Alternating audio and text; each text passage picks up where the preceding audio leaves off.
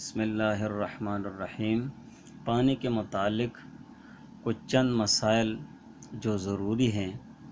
رہ گئے تھے، ان کا ہم تذکرہ کرتے ہیں۔ پہلا مسئلہ یہ ہے، اگر بچہ اپنا ہاتھ پانی میں ڈال لے تو پانی ناپاک نہیں ہوتا، البتہ اگر معلوم ہو جائے کہ اس کے ہاتھ میں ناپاکی لگی تھی تو ناپاک ہو جائے گا، لیکن چونکہ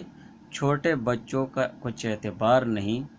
اس لیے اس کے ہاتھ ڈالے ہوئے پانی سے وضو نہ کرنا بہتر ہے۔ دوسرا مسئلہ یہ ہے، جس پانی میں ایسی جاندار چیز مر جائے جس میں بہتا ہوا خون نہیں ہوتا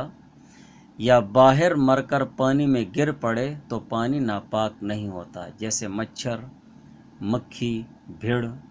تتیا، بچھو، شہد کی مکھی یا اسی قسم کی اور جو چیز ہو تو اس سے پانی ناپاک نہیں ہوتا۔ تیسرا مسئلہ یہ ہے، جس کی پیدائش پانی کی ہو اور ہر دم پانی ہی میں رہا کرتی ہو، اس کے مر جانے سے پانی خراب نہیں ہوتا، پاک رہتا ہے، جیسے مچھلی، مینڈک، کچھوا، کیکڑا وغیرہ ہے۔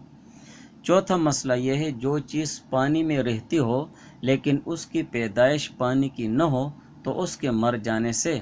پانی وہ ناپاک اور خراب ہو جاتا ہے، جیسے بطخ اور مرغا بھی۔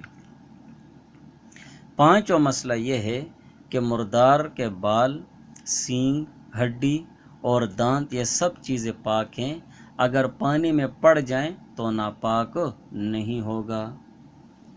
البتہ اگر ہڈی اور دانت وغیرہ پر اس مردار جانور کی کچھ چکناہٹ وغیرہ لگی ہو تو وہ پانی ناپاک ہو جائے گا اور وہ پانی بھی وہ ناپاک قرار دیا جائے گا۔